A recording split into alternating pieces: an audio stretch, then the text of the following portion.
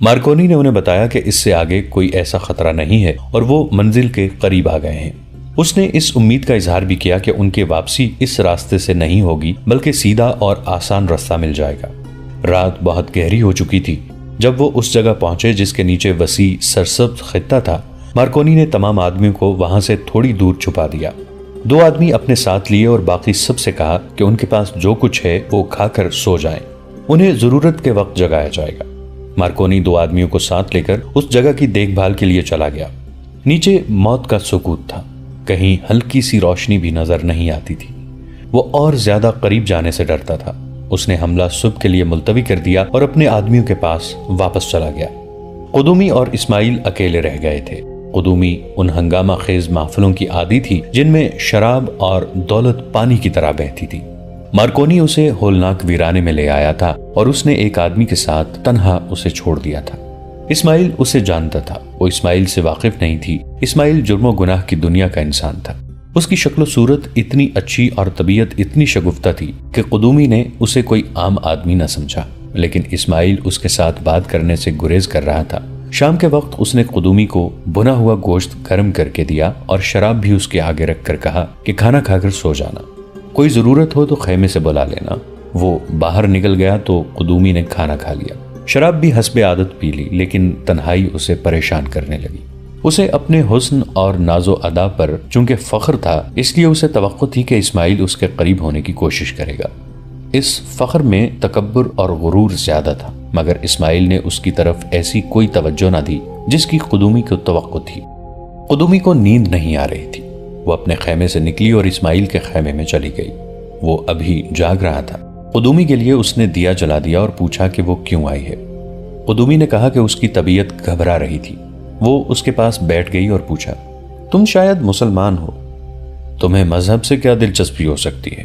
اسماعیل نے جواب دیا، تمہاری دلچسپی انسانوں کے ساتھ ہے، کسی کے مذہب کے ساتھ نہیں۔ میرا نام اسماعیل ہے اور میرا کوئی مذہب نہیں رہا۔ اوہ، قدومی نے مسکراہٹ اور حیرت سے کہا، تم ہو اسماعیل، احمد درویش کے خاص آدمی۔ اس نے پوچھا، یہ آدمی کون ہے، کہاں سے آیا ہے؟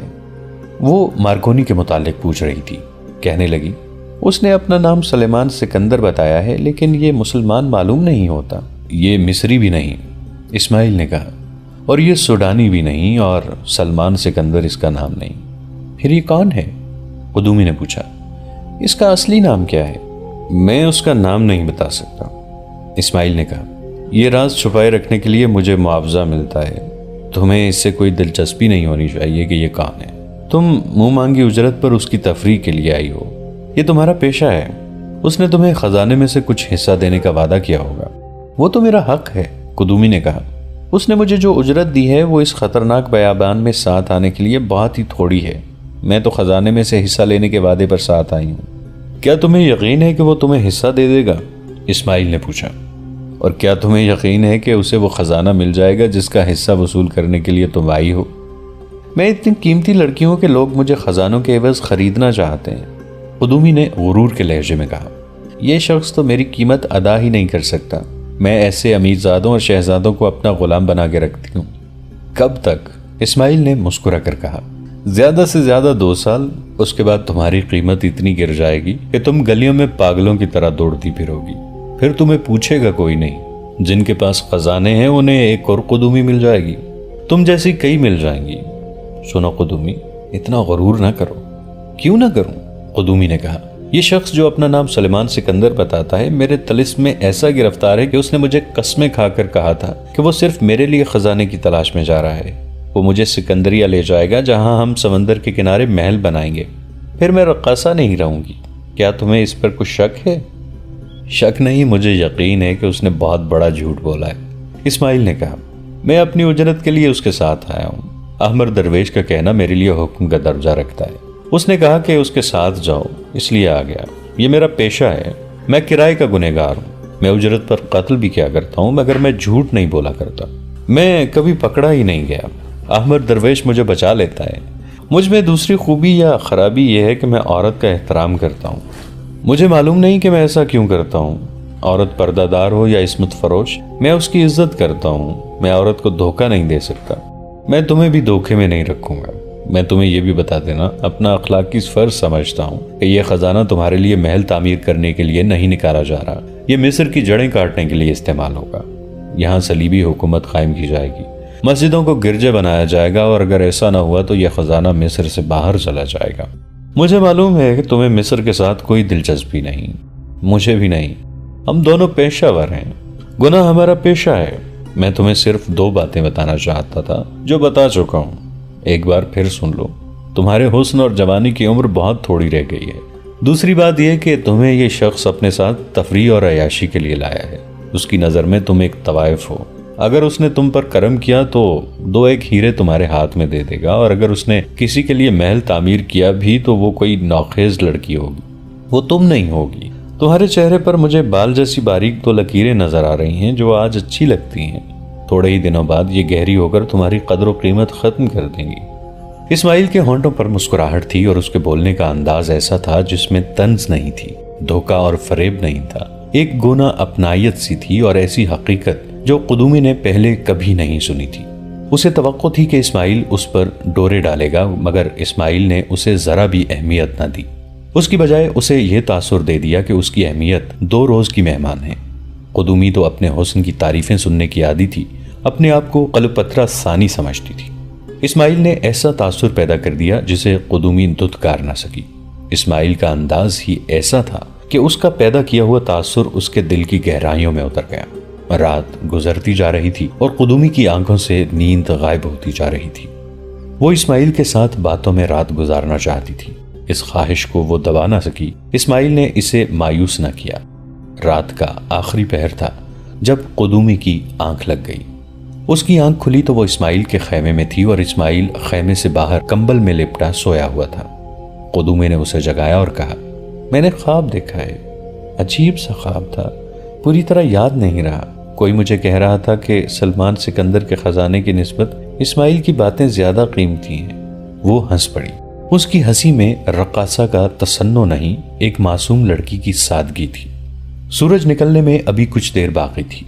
مارکونی اپنے آدمیوں کو اس سرسبز نشیب کے اوپر اپنی اسکیم کے مطابق موزوں جگہوں پر پہنچا چکا تھا۔ صبح روشن ہوئی تو نیچے ننگے آدمی اور عورتیں نظر آنے لگیں۔ مارکونی نے اپنے ایک دلیر اور نڈر آدمی کو نیچے جانے کے لیے تیار کر رکھا تھا، اسی ڈھلان سے جس سے اس کا ایک ساتھی لڑک کر نیچے گرا اور اس پر اسرار قبیلے کی ضیافت بن گیا تھا۔ مارکونی نے اپنے اس آدمی کو نیچے لڑک جانے کو کہا۔ وہ ڈھلان کے اوپر بیٹھا اور نیچے سرک گیا۔ کچھ آگے جا کر وہ قلابازیاں کھانے لگا اور زمین میں جا پڑا۔ وہ اٹھ کر چل پڑا۔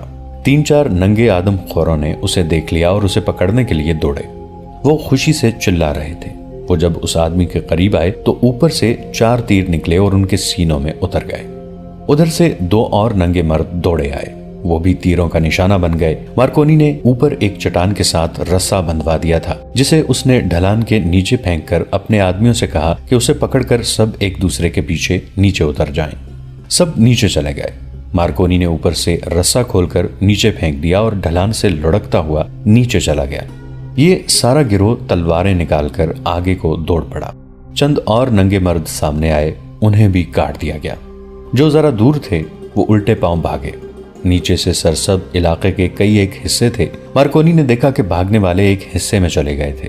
وہ ان کے پیچھے گیا۔ اسے ان آدمیوں کا واویلا سنائی دے رہا تھا۔ ان کی چیخ و پکار پر وہ ان کے تعاقب میں گیا۔ اس کے باقی آدمی خون خرابہ کر رہے تھے۔ وہ خود ان آدمیوں کے تعاقب میں رہا۔ تھوڑی ہی دور اسے آدمی نظر آ گئے۔ وہ اب 2 نہیں 3 تھے۔ وہ تینوں ایک چٹان پر چڑھ رہے تھے۔ مارکونی نے ان کے پیچھے دوڑتے کچھ فاصلہ رکھا۔ وہ تینوں چٹان کی دوسری طرف اتر گئے۔ وہ بھی چٹان پر چڑھ گیا۔ دوسری طرف اسے سیاہ پہاڑی کا دامن نظر آیا۔ وہاں ایک غار کا دہانہ تھا جس میں سے جھک کر گزرا جا سکتا تھا۔ مارکونی اس غار میں چلا گیا۔ اس نے تلوار ہاتھ میں لے رکھی تھی۔ اندر سے غار کھلتا جا رہا تھا۔ اسے اس میں کسی کے دوڑنے کی ہلکی ہلکی آہٹ سنائی دے رہی تھی۔ وہ دوڑتا گیا۔ یہ غار نہیں، سرنگ تھی جو معلوم نہیں قدرتی تھی یا فرعون رمیسس نے مرنے سے پہلے بنوائی تھی۔ سرنگ کے کئی موڑ تھے اور اندر گھپ اندھیرا۔ اسے بولنے کی آوازیں بھی سنائی دیں۔ وہ دوڑتا گیا اور اسے دور سامنے روشنی کا ایک گولا نظر آیا۔ اس میں اسے 3 آدمی دوڑتے دکھائی دیے۔ وہ غار کا دوسرا دہانہ تھا۔ وہ انہیں قتل نہیں کرنا چاہتا تھا۔ اس کی سکیم کامیاب ہو رہی تھی۔ وہ تینوں غار سے نکل گئے، وہ بھی غار سے نکل گئے۔ تینوں میں سے ایک آدمی گر پڑا۔ مارکونی نے جا کر دیکھا یہ وہی بوڑھا آدمی جس نے اسے اس روز دیکھا تھا، جس روز اس کا ساتھی نیچے گر پڑا اور آدم خوروں کے ہاتھوں مارا گیا تھا۔ وہ بہت ہی بوڑھا تھا، زیادہ دوڑ نہیں سکتا تھا۔ غار سے باہر ریتلے اور پتھریلے ٹیلے اور چٹانیں تھیں۔ ایک طرف سیاہ پہاڑ دور اوپر تک چلا گیا تھا۔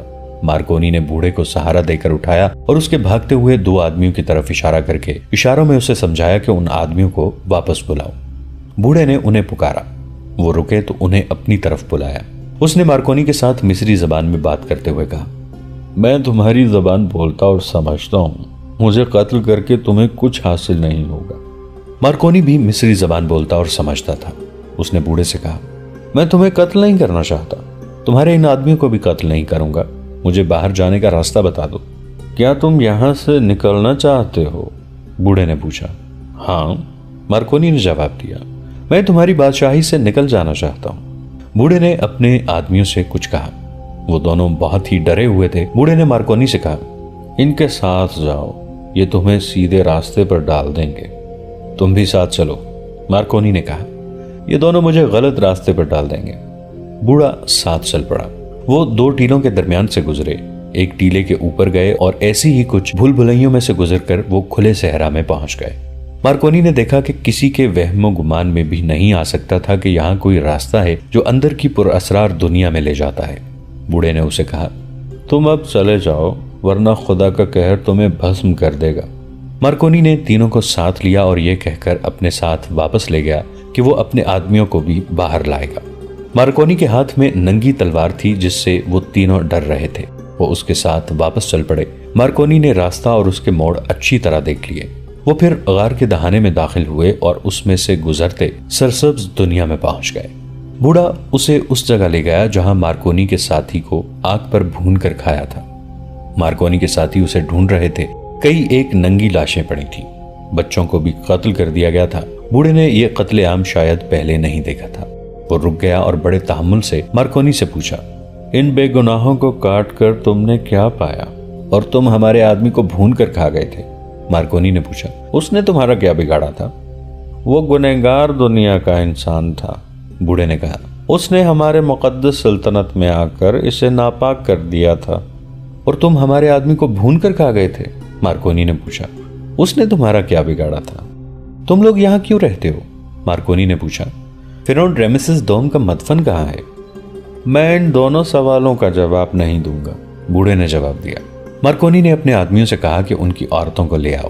اس نے حملے سے پہلے اپنے آدمیوں سے کہہ دیا تھا کہ وہ کسی عورت کو قتل نہ کریں اور نہ چھیڑیں، انہیں یرغمال کے طور پر پکڑ لیں۔ مارکونی کے ساتھ ہی 10-11 عورتوں کو سامنے لے آئے۔ ان میں 2-3 بوڑھی، باقی جوان، نوجوان اور 2-3 کم سن بچیاں تھیں۔ وہ مادرزاد ننگی تھیں، ان کے رنگ گندمی اور صاف تھے، شکل و صورت بھی سب کی اچھی تھی۔ ان کے بال کمر تک گئے ہوئے تھے اور ان میں چمک تھی۔ کیا تم پسند کرو گے کہ تمہاری عورتوں کو تمہارے سامنے بے عزت کر کے انہیں قتل کر دیا جائے؟ مارکونی نے بوڑھے سے پوچھا۔ کیا تم اس سے پہلے مجھے قتل نہیں کرو گے؟ بوڑھے نے پوچھا۔ نہیں، مارکونی نے جواب دیا۔ سنو گنہگار دنیا کے انسان، بوڑھے نے کہا، تمہاری عورتیں کپڑوں میں ڈھکی رہتی ہیں، تم انہیں پردوں میں چھپا چھپا کے رکھتے ہو، مگر وہ بے حیائی سے باز نہیں آتی۔ تم عورت کی خاطر سلطنتیں قربان کر دیتے ہو، عورت کو نچاتے ہو اور انہیں گناہوں کا ذریعہ بناتے ہو۔ ہماری عورتیں ننگی رہتی ہیں مگر بے حیائی نہیں کرتی۔ کوئی مرد کسی دوسرے مرد کی عورت کو اس نظر سے نہیں دیکھتا جس نظر سے تم نے میری دنیا کی عورتوں کو دیکھا ہے۔ میں تو تمہاری نظر بھی برداشت نہیں کر سکتا۔ تم خدائے مقدس رامسس کے خزانے لوٹ لو، میری بیٹیوں کی عزت پر ہاتھ نہ ڈالنا۔ میں وعدہ کرتا ہوں تم مجھے ان پہاڑوں کا بھید بتا دو، مارکونی نے کہا، میں تمہاری عزت تمہارے حوالے کر دوں گا۔ ڈاکو کے وعدے پر اعتبار نہیں کیا جا سکتا۔ بوڑھے کے ہونٹوں پر طنز کی مسکراہٹ آ گئی۔ اس نے کہا، جس آدمی کے دل میں دولت کا لالچ ہوتا ہے اس کی آنکھ میں غیرت نہیں ہوتی۔ اس زبان پر وعدے آتے ہیں اور اسی زبان سے ٹوٹ بھی جاتے ہیں۔ تم اس دنیا کے انسان ہو جہاں دولت پر اپنی بیٹیاں قربان کی جاتی ہیں۔ اور سنو میرے اجنبی دوست، تم مصری نہیں ہو، تمہاری آنکھوں میں سمندر کی چمک ہے، نیل کے پانی کی نہیں۔ تمہارے جسم سے مجھے سمندر پار کی بو آتی ہے۔ میں ریمسس کے مدفن کی تلاش میں آیا ہوں۔ مارکونی نے اسے غصے سے کہا۔ مجھے وہ مدفن بتا دو۔ میں بتا دوں گا، بوڑھے نے کہا۔ اس سے پہلے میں تمہیں یہ بتا دینا بھی ضروری سمجھتا ہوں کہ مدفن کے اندر جا کر تم زندہ باہر نہیں آ سکو گے۔ کیا تمہارے آدمی اندر چھپے ہوئے ہیں جو مجھے قتل کر دیں گے؟ نہیں، بوڑھے نے جواب دیا۔ تمہیں قتل کرنے کے لیے میرے پاس کوئی آدمی نہیں رہا۔ تمہارے اپنے آدمی تمہیں قتل کریں گے۔ تمہاری لاش یہاں سے کوئی نہیں لے جائے گا۔ تم غیبدان ہو؟ مارکونی نے پوچھا۔ آنے والے وقت کی خبر دے سکتے ہو؟ نہیں، بوڑھے نے جواب دیا۔ میں نے گزرا ہوا وقت دیکھا ہے۔ جس نے گزرے ہوئے وقت کو عقل اور دل کی نظر سے دیکھا ہو وہ آنے والے وقت کی خبر دے سکتا ہے۔ موت تمہاری آنکھوں میں آ کر بیٹھ گئی ہے۔ مارکونی نے قہقہا لگا کر کہا۔ تم جنگلی ہو بڈھے۔ مجھے بتاؤ وہ مدفن کہاں ہے جس کی تلاش میں اتنی دور سے آیا ہوں؟ تمہارے سامنے ہے، بوڑھے نے کہا۔ وہ اوپر آؤ۔ مارکونی نے کچھ سوچا اور اپنے آدمیوں سے کہا، ان عورتوں کو عزت سے رکھو، اس بوڑھے کے ساتھ گپ شپ لگاتے رہو اور اس کے ان دونوں آدمیوں کو بھی کچھ نہ کہنا، ان کے ساتھ دوستی پیدا کر لوں۔ میں قدومی اور اسماعیل کو لینے جا رہا ہوں۔ وہ اسی راستے پر چل پڑا جو سرنگ میں سے گزر کر باہر جا رہا تھا۔ مارکونی اس راستے سے باہر گیا جو اسے بوڑھے نے دکھایا تھا۔ اسے اس سمت کا اندازہ تھا جدھر سے وہ اس ہولناک علاقے میں داخل ہوا تھا۔ وہ اس طرف چل پڑا۔ اس نے کم و بیش 2 میل سفر طے کیا تو یہ دیکھ کر حیران رہ گیا کہ وہ اس مقام پر پہنچ گیا ہے جہاں سے وہ اپنے گروہ کے ساتھ اندر گیا تھا۔ وہ اپنے خیمے تک گیا۔ اس نے اسماعیل اور قدومی کو ایک ہی خیمے میں اکٹھے بیٹھے دیکھا۔ اس کے چہرے کا رنگ بدل گیا۔ حکم کے لہجے میں اسماعیل سے کہا، میں نے تمہیں کہا تھا کہ اپنی حیثیت میں رہنا۔ اس کے پاس بیٹھے تم کیا کر رہے ہو؟ کیا میں اس ویرانے میں اکیلی بیٹھی رہتی؟ قدومی نے کہا، میں نے خود اسے اپنے پاس بلایا ہے۔ تمہیں میں اپنے ساتھ صرف اور صرف اپنے لیے لایا ہوں۔ مارکونی نے غصے سے کہا، میں تمہیں اپنی اجرت دے رہا ہوں، میں تمہیں کسی اور کے ساتھ نہیں دے سکتا۔ اپنے گھر میں اپنے پاس 100 آدمیوں کو بلاؤ، یہاں تم میری لونڈی ہو۔ گزشتہ رات اسماعیل نے اس پر خلوص دل سے ایسا تاثر طاری کر دیا تھا کہ اس کے دل میں مارکونی کے خلاف شک اور ناپسندیدگی پیدا ہو گئی تھی۔ اسے اب وہ اپنا ایک گاہک سمجھنے لگی تھی۔ اب مارکونی نے اسے اپنی لونڈی کہہ دیا تو اس کے دل میں مارکونی کے خلاف نفرت پیدا ہو گئی۔ اس نے اچھے اور برے انسان میں فرق دیکھ لیا تھا۔ حالانکہ اسماعیل نے اسے بالکل نہیں کہا تھا کہ وہ اچھا آدمی ہے، بلکہ یہ کہا تھا کہ وہ کرائے کا گنہگار اور اجرت لے کر قتل کرنے والا آدمی ہے۔ قدومی مارکونی کو دھتکار نہیں سکتی تھی کیونکہ وہ اپنی طے کی ہوئی اجرت پر آئی تھی جو وہ وصول کر کے گھر رکھ آئی تھی۔ آگے خزانے کے کچھ حصے کا وعدہ تھا جو مشکوک نظر آتا تھا۔ اس نے برداشت نہ کیا کہ مارکونی اسماعیل کے ساتھ بدتمیزی سے بات کرے۔ اسماعیل مارکونی کو خاموشی سے دیکھ رہا تھا۔ اس نے مارکونی کو بازو سے پکڑا اور ذرا پرے لے جا کر دھیمی سی آواز میں کہا، احمر درویش نے تمہیں شاید میرے متعلق کچھ نہیں بتایا۔ میرے متعلق تم کچھ جانتے بھی نہیں۔ میں تمہیں اچھی طرح جانتا ہوں۔ تم میرے ملک اور میری قوم کی جڑیں کاٹنے آئے ہو۔ میں اتنا بڑا گنہگار ہوں کہ کرائے پر تمہارے ساتھ دے رہا ہوں۔ میں تمہیں اپنا بادشاہ تسلیم نہیں کر سکتا۔ اپنی پوری اجرت لوں گا اور اگر خزانہ برآمد ہو گیا تو اپنا حصہ الگ وصول کروں گا۔ تم ایسی باتیں احمد درویش کے ساتھ کرنا۔ مارکونی نے اسے کمانڈروں کی طرح کہا، یہاں تم میرے ماتحت ہو۔ خزانہ جو نکلے گا وہ میری تحویل میں ہوگا۔ میں اسے جہاں چاہوں لے جاؤں۔ سنو سلمان سکندر، اسماعیل نے پہلے کی طرح دھیمی آواز اور ہلکے سے تبسم سے کہا، میں جانتا ہوں تم مارکونی ہو، سلمان سکندر نہیں ہو۔ میں ایک عادی مجرم ہوں۔ میں تمہیں خبردار کرتا ہوں کہ تمہاری باتیں مجھے مجرم سے مصری مسلمان بنا دیں گی، اور میں تمہیں خبردار کرتا ہوں کہ مسلمان قومی جذبے کا اتنا اندھا ہوتا ہے کہ اگر مسلمان کی لاش میں یہ جذبہ پیدا ہو جائے تو لاش بھی اٹھ کھڑی ہوتی ہے۔ تمہارا فائدہ اسی میں ہے کہ مجھے مجرم رہنے دو۔ مارکونی نے محسوس کر لیا کہ یہ شخص بہت گہرا ہے اور پیچیدہ بھی، اس لیے اس سے اس موقع پر دشمنی مول لینی اچھی نہیں۔ اس نے اسماعیل کے کندھے پر ہاتھ رکھا اور دوستوں کی طرح مسکرا کر کہا، تم بلا وجہ کسی غلط فہمی میں پڑ گئے ہو۔ میں دراصل یہ نہیں چاہتا کہ یہ طوائف تمہارے یا میرے دماغ پر سوار ہو جائے۔ یہ بہت چالاک عورت ہے، یہ ہم دونوں میں غلط فہمی پیدا کر کے خزانے پر ہاتھ مارنا چاہتی ہے۔ مجھے اپنا دشمن نہ سمجھو۔ احمر درویش نے تمہیں بتایا نہیں کہ اس نے تمہارے متعلق کیا سوچ رکھا ہے۔ دوستو، آج کے لیے اتنا ہی۔ اسی کہانی کی اگلی قسط کے ساتھ بہت جلد حاضر ہوں گے۔ نیچے کامنٹ سیکشن میں اپنی رائے کا اظہار ضرور کیجیے گا۔ हमारे इस चैनल को सब्सक्राइब करके नीचे मौजूद बेल आइकन को भी जरूर क्लिक कीजिएगा। अगली मुलाकात तक के लिए हमारा और आपका अल्लाह निगहबान।